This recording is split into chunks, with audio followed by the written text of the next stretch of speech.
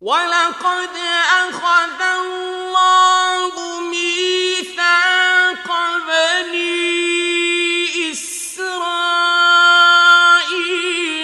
وَبَعَثْنَا مِنْهُمُ 12 نَقِيبًا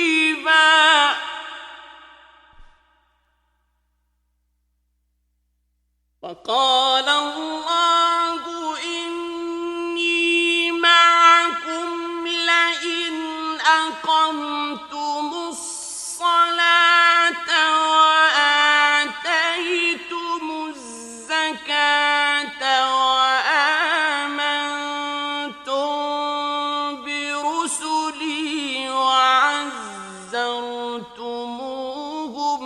وَأَقْرَضْتُمُ اللَّهَ قَرْضًا حَسَنًا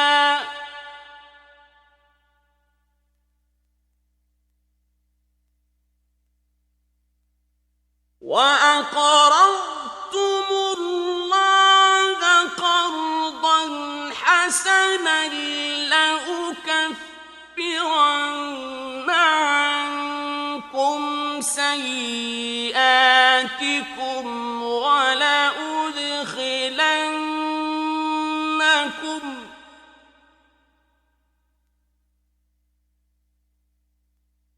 وَلَأُدْخِلَنَّكُمْ جَنَّاتٍ تَجْرِي مِن تَحْتِهَا الْأَنْهَارُ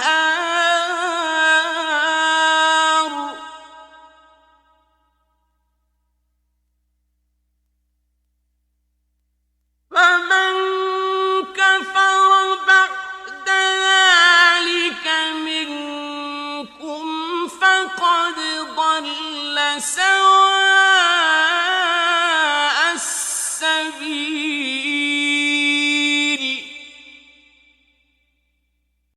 और खुदा ने बनी इसराइल से इकरार लिया और उनमें हमने 12 सरदार मुकर्रर किए। फिर खुदा ने फरमाया कि मैं तुम्हारे साथ हूं।